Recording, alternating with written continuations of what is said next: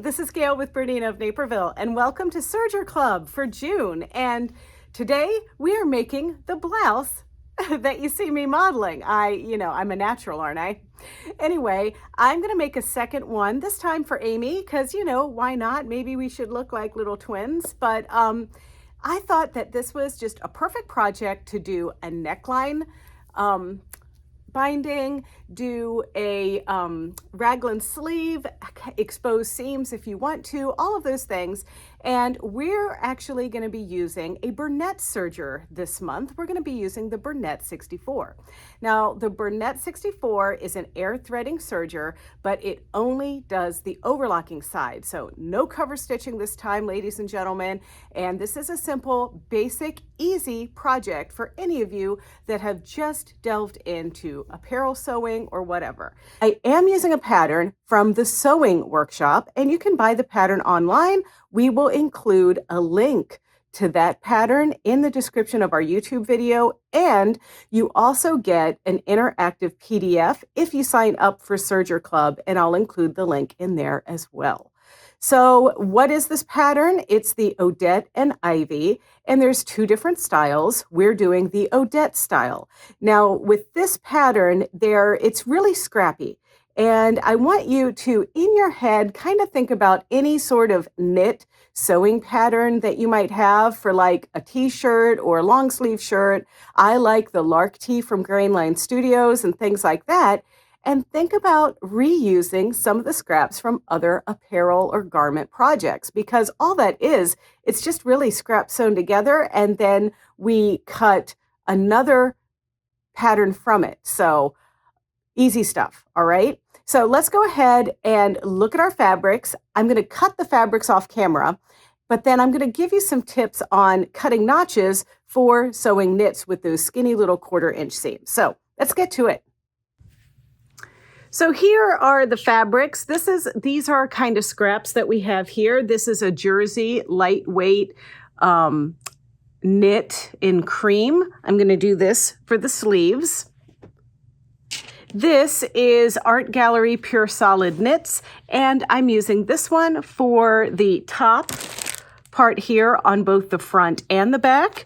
Then there's a side piece on the front and back, and I'm going to use this crinkle rayon. It's actually this piece right here. And then this is going to be the bottom, and this is a poly chiffon. Now that we've determined which fabric is going to be what, I'm just going to pair my pattern tissue with the correct fabric so I don't get confused. And then this one is piece 4. That one is also the rayon, so those pieces are going to be cut from that piece. Then this is the front top, and the front top is going to be cut from the coral. And this is the back top, so that's also going to be from the coral. And then this long piece is the sleeve. And I'm cutting the sleeves from the cream.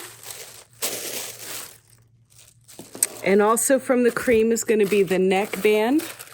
And I'm actually not going to use the binding attachment for this. I'm going to do it a more traditional way, but we are going to use our overlocker. And then for our chiffon, it's our bottom band, which is this piece. And before I cut, I do go to my iron and press all of my pattern tissue with a dry iron, just to make sure that there are no wrinkles to distort how it's going to be cut out. So cutting out a big piece like this, I like to use my cutting mat and rotary cutter.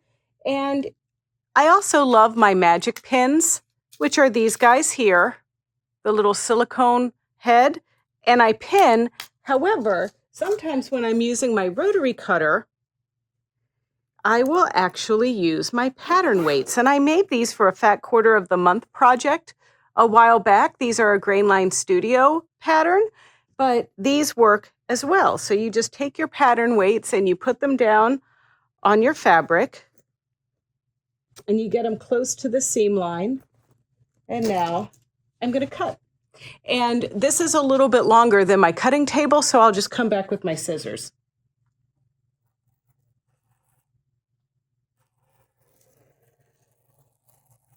But this method is really good for this chiffon fabric, which is really wiggly.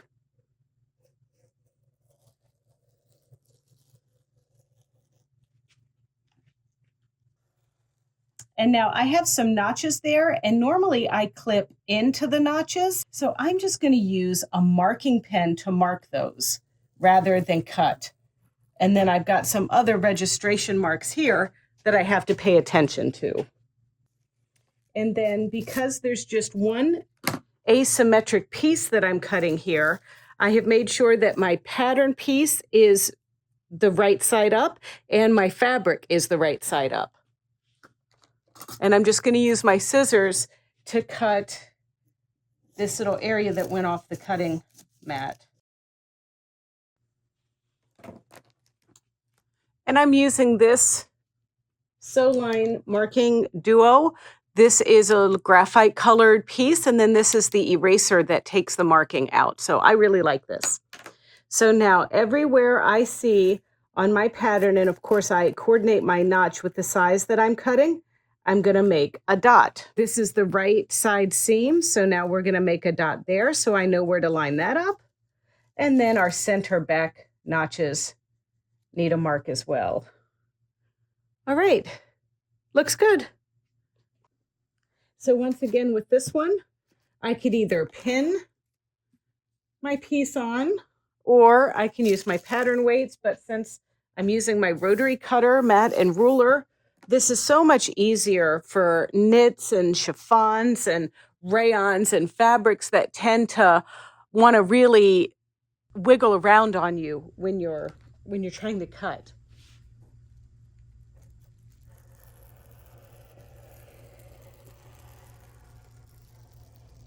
I have a few things that I have to mark on the pattern. I've got my notches, and of course this time I have 2 layers, so I need to mark both layers. And just a little housekeeping, I do have my fabrics wrong sides together, so I can cut mirrored versions of each pattern piece. So for those of you that are new to apparel sewing, you know, we take a sleeve and then it's mirrored to make the other sleeve. So those are my notches. So now right here, I have a dart, and I have a little something special that I like to do for darts. So let me show you what I do. So these little buttonhole cutter sets are great. They come with a chisel for cutting buttonholes, a little wooden block, and this guy, which is a little grommet punch or a rivet punch or whatever. So I'm going to use these 2 things, and I'm going to slip my little apple under my marking here for the dart, and I'm going to punch a hole right there in my pattern tissue, and then that allows me to make that mark right there.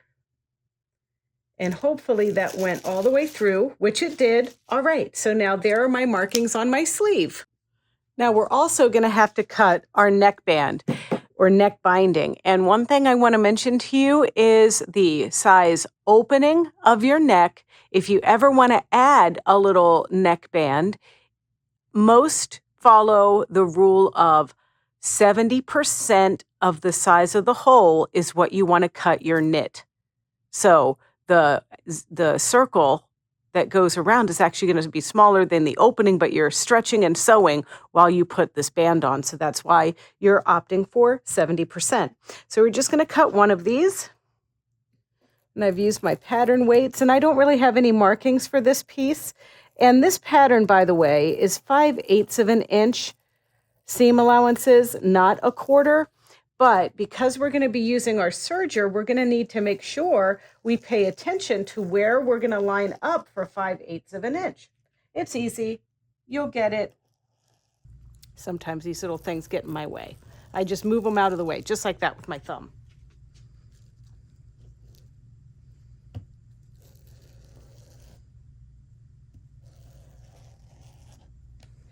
And when you place your neckband, you're going to want to make sure that you turn your fabric so that you cut it going the stretchy part of the knit, not the least stretchy part. So because of that, by the magic of video, you saw me turn the fabric here because I was like, wait a minute, something's not quite right. So we're going to lay our little pattern weights down, and I'm going to move them as I get to them. Now, as we do our top, we want to make sure that we look at our knit because it's hard to tell on this knit what the right side and what the wrong side is, but a little rule is the knit curls to the right side. So we're looking at the right side right now. So I'm going to separate the layers, and we're going to make sure that our grain line is running straight and that we can read our pattern tissue. And so it's going to go just like this.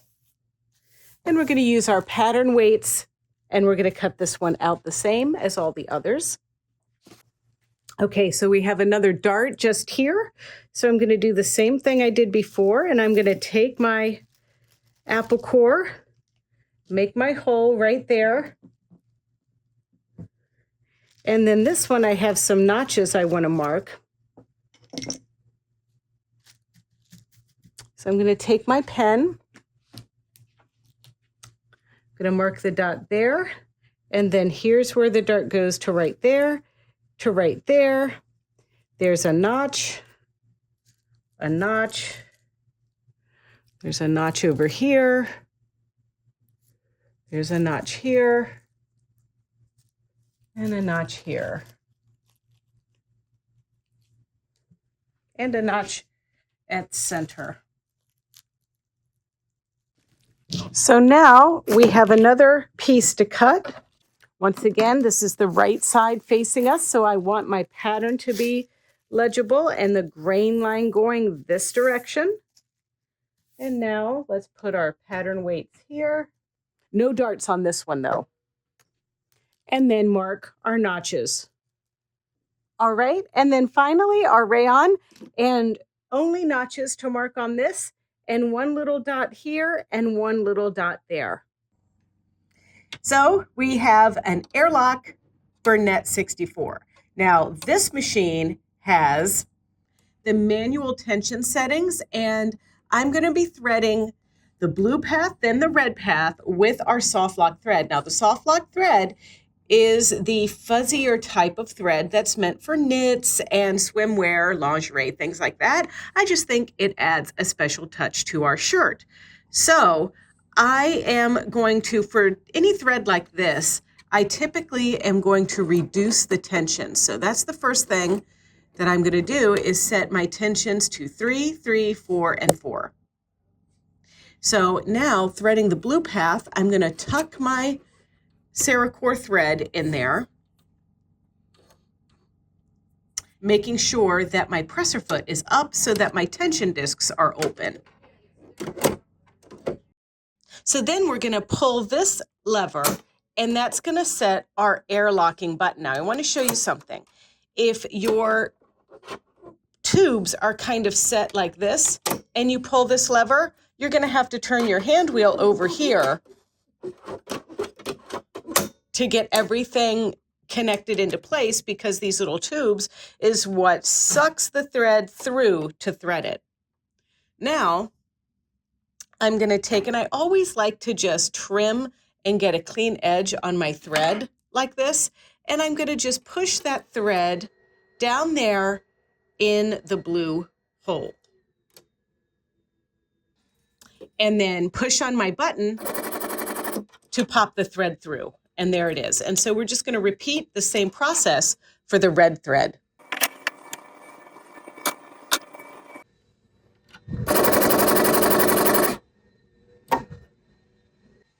And now we're going to thread the needles.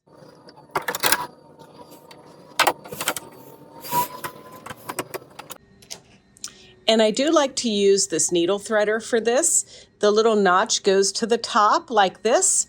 Your thread goes across here, and when you push this little guy, a little wire comes out to thread the needle. So the notch is at the top.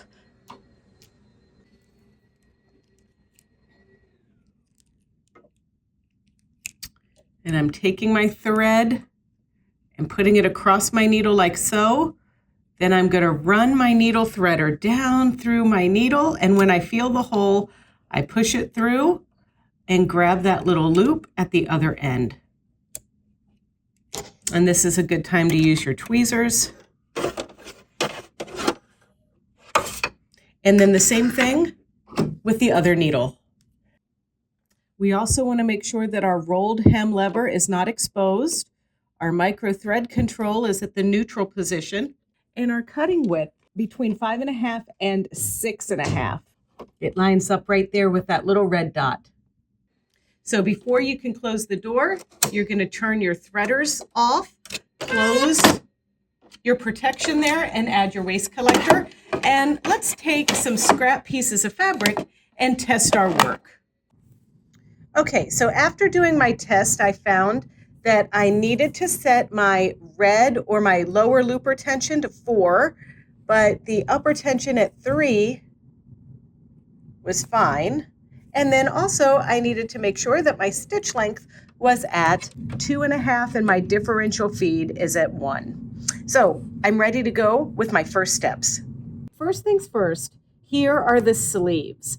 And the sleeves have a little dart right here in the shoulder. And I already tested it, and this side right here is the right side. So for my darts, I want to make these right sides together. So I already made my little mark there. So I'm going to just take a little bite out of my mark, and then I'm going to fold my dart from here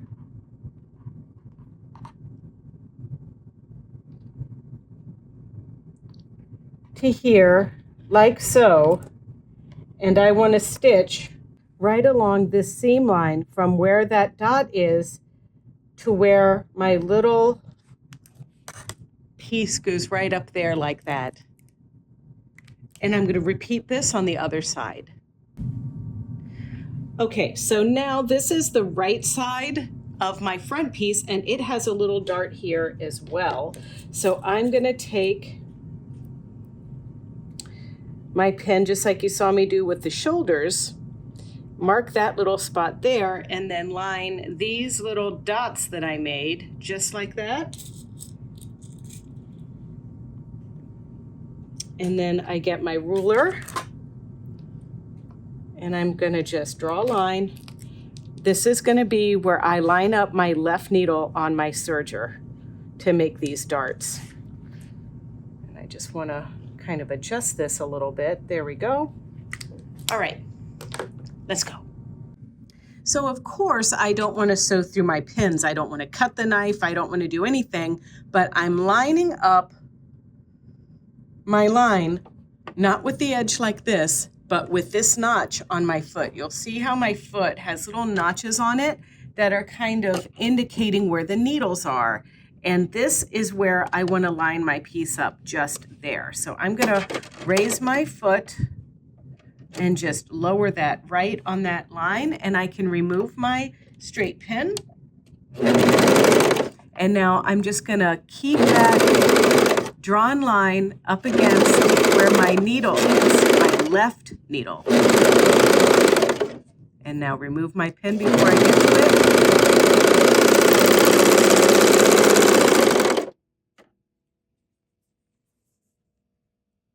And there's our dart. And in case you're curious, I just tied a knot in the end of my serger chain like that, and now I'm just going to trim the excess off. Now with these sleeves, I'm starting at the top here. So I'm going to remove my pin before I get started, raise my foot, and line my drawn line right up to that left needle. There it is. It's going right in there, lowering my presser foot. And now I'm going to follow that second notch right there, right on this line.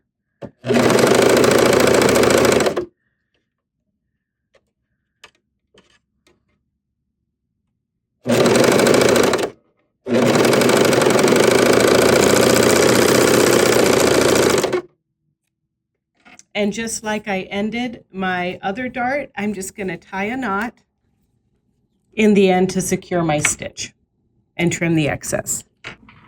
To set up the rest of our shirt, we're going to need to know how to set a seam allowance on our serger, because we can either use the left needle or the right needle as the measuring starting point. So that's why you don't always get accurate allowances right there. So I'm using the seam gauge, and I'm going to find my 5/8 of an inch marking, which is this one right here. And I'm going to line that up with my dot right there.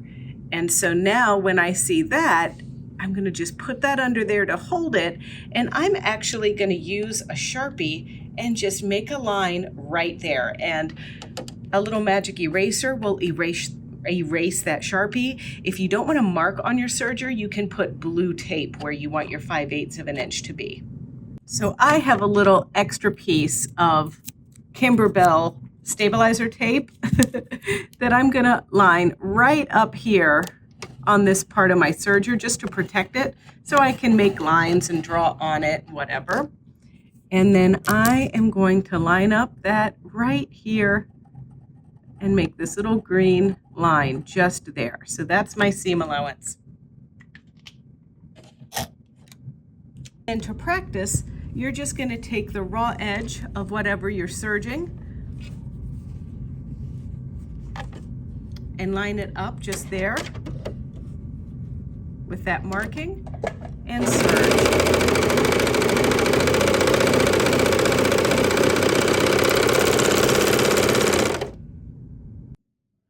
Okay, so for our next pieces, it's all about sewing the sides together. Now, I know that some of you are like, oh, I want to sew this right sides together, right? And that's fine, but I want to show the seams like on our inspiration piece. So if we're showing our seams, they're going to be exposed like this. So that means instead of sewing them together like this, we're going to sew them wrong sides together. So that means this side piece goes to the bottom and this goes on top. And we're going to match our notches. And in our case, our notches are our dots that we marked on our pattern piece. And sometimes when I'm serging, I will pin my pins in this direction. And then we're going to line this up, and this is going to kind of stretch on here a little bit, like this. And then this gets lined up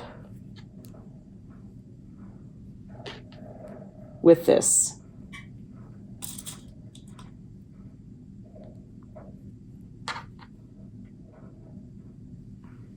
And we're going to serge this seam. So remember, this line that we marked is now our seam allowance line. So I'm going to just lift the toe up of my foot like that, line the raw edges up to that green line, and serge my little heart out. And removing my pins before I get to them. And one of the benefits of the soft lock, it looks like woolly nylon, if any of you remember woolly nylon, but woolly nylon couldn't get near an iron. And this can be pressed without problems at all. So there is our first seam. Okay, so now that that seam's complete, I'm going to take my other piece of the crinkle rayon and we're going to attach that together, matching notches. And yes, it is a daring thing to mix your knits and your wovens, but it works well for this piece. So don't be afraid to do that. We just follow our little guide that we put together. And sometimes when we get to a shape like this, you know, where we have something that curls up, we have a little puppy ear like this. So the seam actually ends up, the stitching line ends up being like right here, but that's how you want to pin something like that. Now this rayon can be a little higgledy-piggledy. So what I'm doing is taking it nice and slow. And then when I need to readjust, I'm just making sure that I'm always lining up my raw edges. And of course, keeping an eye on that guide that I drew. And remember what I said about getting to this point here? Once we cut that off,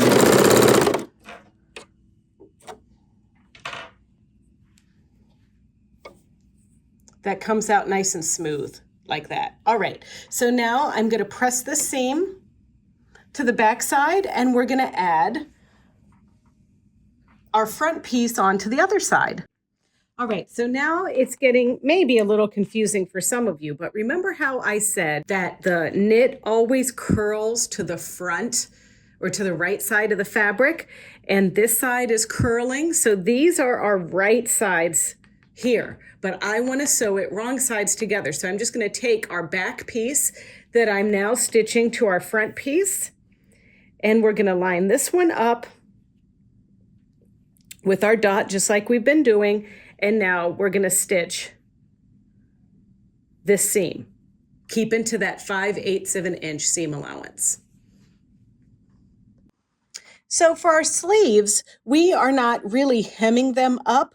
We are just overcasting the edge because we want them to be exposed. So I'm lining just one layer up and the raw edge up to our line that we drew.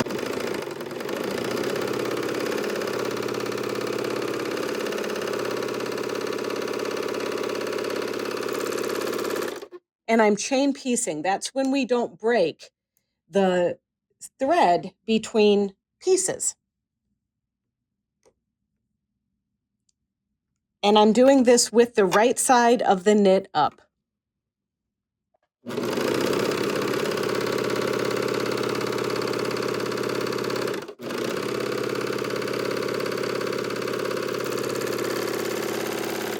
All right, so now that we have that done, we can sew up the side seams of the sleeve. And I'm doing that wrong sides together. And don't forget about your seam allowance, lining the raw edge up to the green line we drew. So now we want to change up a little bit, and we're going to remove the thread from our left needle. And we're also going to remove the left needle.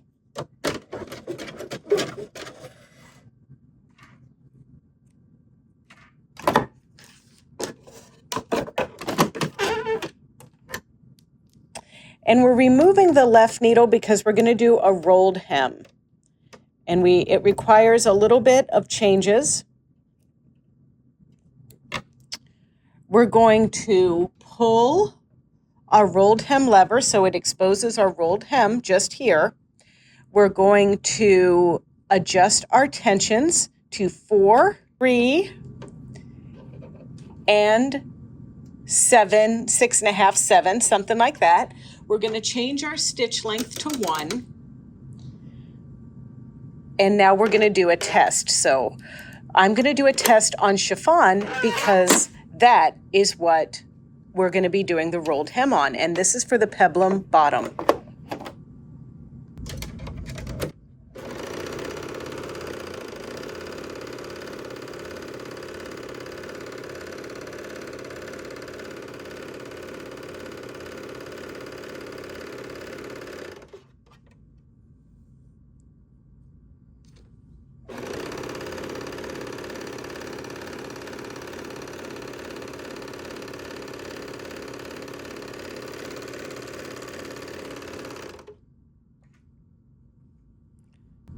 All right, so now we can see that's a pretty little rolled hem. Looks really good. I might consider just slightly tightening our blue path. So I'm going to more like 3 3/4 on it. And I just want to do another little test. Okay, I like that. So our rolled hem adjustments are 4, 3 3/4, and 6 3/4. So now to roll hem the chiffon bottom, I'm starting at the right side, top side, pretty side up, and the right straight seam, lining up the raw edge with my piece, my little marking right there. Now, I am going to sew off.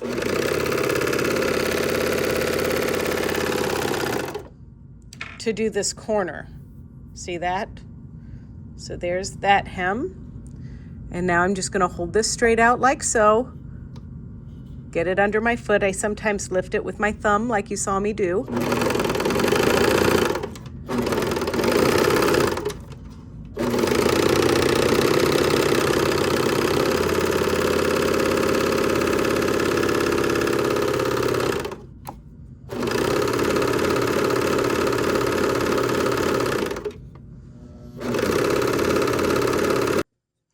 Now this is one of those situations where I will take a darning needle with a large eye and thread that.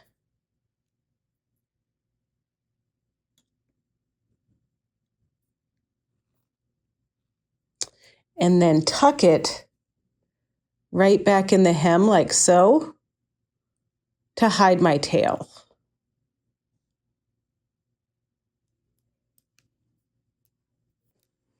And then just trim your tail.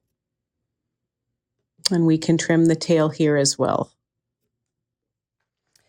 Okay, so now this part is a little bit different, but it's not that big of a deal, okay? So I'm pinning the peplum onto the bottom of our shirt, and we have it wrong sides together. And then just gently pin, matching all those notches that we made when we cut it out. And then when we get to this end, it should line up like this. But we want to trim all the way onto this piece because of this weird little situation that we have right here. So once you pin this on where we started with our notch, right, we're going to actually incorporate this into our seam as well. It'll make sense, I promise. All right, so now, like I had mentioned, we're going to be stitching this single piece with our 5/8 of an inch seam allowance, just like this.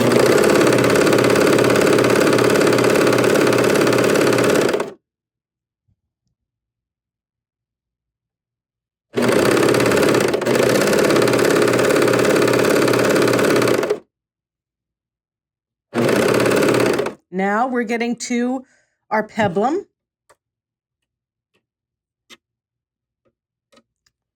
And we have to make sure it's nice and flat back there. There we go. So we're kind of looking at this in a strange way right now, but I did sew the peplum on. So now if we look at this from the right side of the shirt, it looks like this. Here's our side seam of where our rayons meet. And now here's our final side seam back here. And now this is what we're going to stitch. And then that kind of creates this very asymmetric look at the hem. And yes, the sleeves aren't on and the neckline's not on yet, but let's do this one last seam here.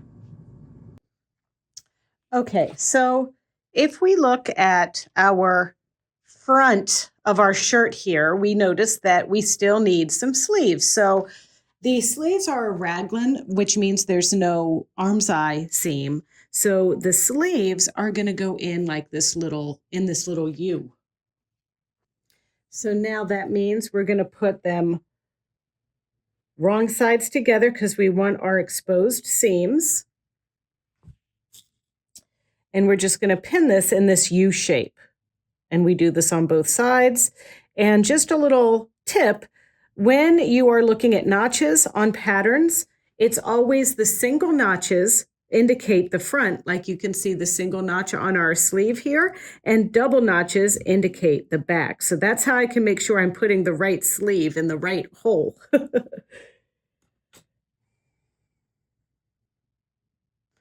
Then come down to this side and pin. And see, there's our double notches. This is indicating the back of the sleeve. Double notch and double notch.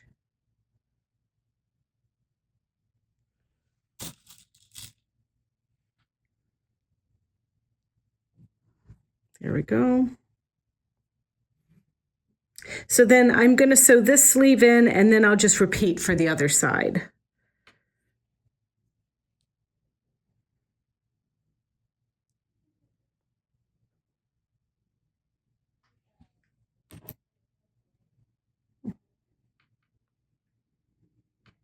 So for our neckband, we're just going to sew these right side together to make like a circle. And we'll serge it. And then we're going to fold it in half, and I like to use the 505 glue stick to hold it in half. I'll show you.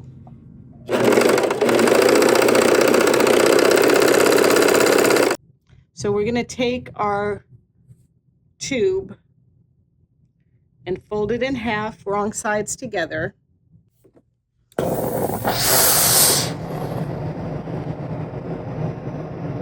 So just a little bit of this to kind of hold things together so they don't drift on you.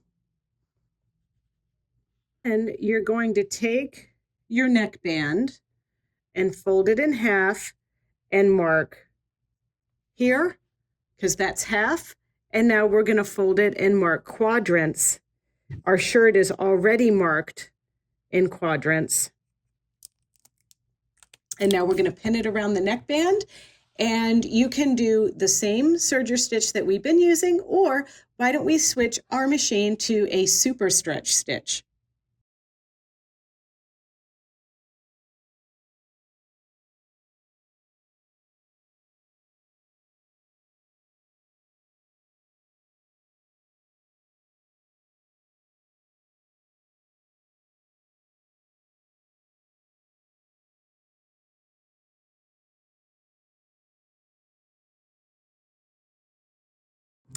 Then I'm going to use this little guy here. This is the upper looper converter, and that goes on and tucks right here.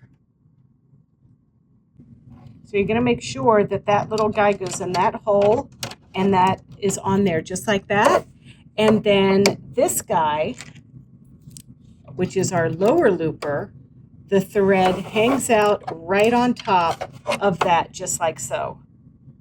And this kind of fools the upper looper into thinking that it's got thread in there or adjusting the timing, so everything still makes a chain. So now I'm going to close the door and do a test sew.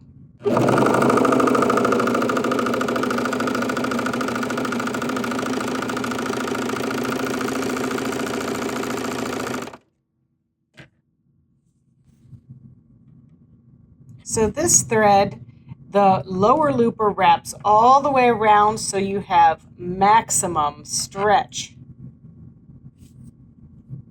for a neckline. Let's try it. So to get started on something circular, I'm going to lift my needles all the way up and lift my presser foot. And I'm going to slip my piece in here under my needles. There we go. And then lower my presser foot again. Make sure everything gets lined up nicely. And one of the things I'd like to point out is when you're doing the neckline, if you start in the actual back, there's going to be a noticeable junction like I did in this sample. I would recommend when you attach your neckline that you put it at the shoulder. So when it's hanging on a hanger or you're showing it to people, you don't see that awkward piece where you started at the circle and ended at the circle. I also would recommend cutting the neckband wider than the one that I used in this video based on the actual pattern. I think a 1/2 inch to 3/4 of an inch bigger is going to allow you to have a little bit more band to work with.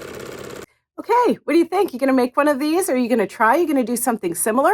I definitely think you should try making a basic t-shirt. Maybe even with this technique, it'll build confidence and you'll have something cute to wear this summer. So don't forget, it's never too late to sign up for Serger Club, even after this premieres, because we don't take the items away on our BERNINA of Naperville.com website. So you're going to look for Serger Club and you're going to sign up, and we have other scheduled and other fun things, and we've done fun things in the past as well. So thank you for joining us, and next month we have another little fun thing up our sleeve, so you're going to have to tune in to watch. And don't forget, it's always the first Friday of the month, 6 p.m. premiere video right here on our YouTube channel. And if you want to see other tutorials like this one or very different ones, check out our YouTube channel. It's easy. It's youtube.com/BERNINA of Naperville. And there you can like, comment, and subscribe. Happy serging.